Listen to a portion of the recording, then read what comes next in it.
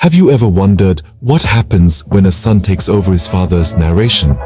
Today, we delve into the thrilling sequel of power, politics, and a promise kept against all odds. Our tale continues with Vijayendra Ingalagi taking over the narration from his father, Anand, who suffered a stroke after revealing the events of Chapter 1. He continues the tale to Deepa Hegde and Srinivas. The stage is set in a world where the CBI is aware of a criminal syndicate operating in Bombay and Karnataka. Still, without political interest, the case takes a backseat.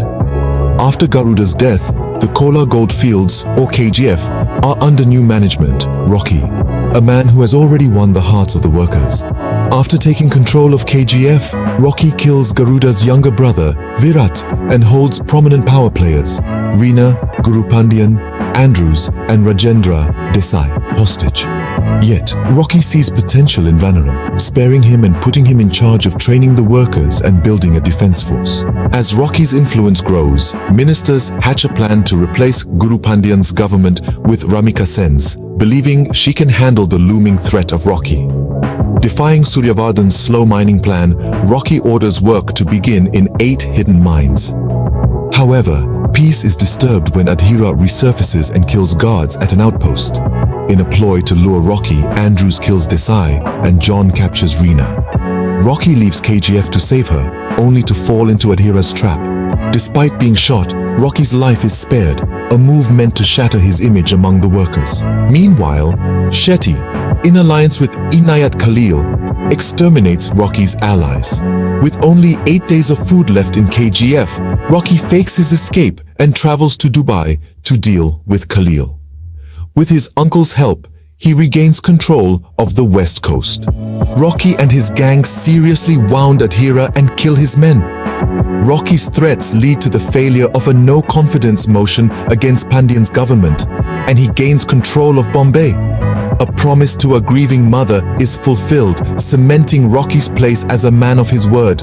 3 years later, Ramika becomes Prime Minister and orders a raid on Rocky's warehouses.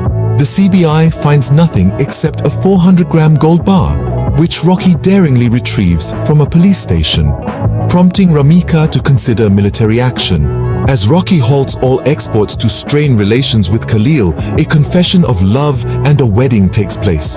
But happiness is short-lived as Adhira, with Khalil's support, infiltrates KGF and fatally shoots Reena. In a fit of rage, Rocky kills his enemies, including Adhira, with a death warrant on his head and the Indian army on his tail.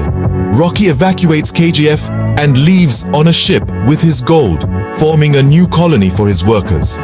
Ramika orders bombings that kill Rocky and sink his ship, losing the gold forever. And so, the story of Rocky continues. Or does it? A young Ingalagi decides to write a book about Rocky, forever immortalizing him. In the mid-credits scene, a CIA official hands Ramika a file detailing Rocky's crimes in 17 countries. Meanwhile, in the present, a peon finds the final draft of KGF, Chapter 3. What secrets does this final chapter hold? What legacy has Rocky left behind? Only time will tell. Until then, we are left with the echoes of a story that defied the odds and changed the course of history.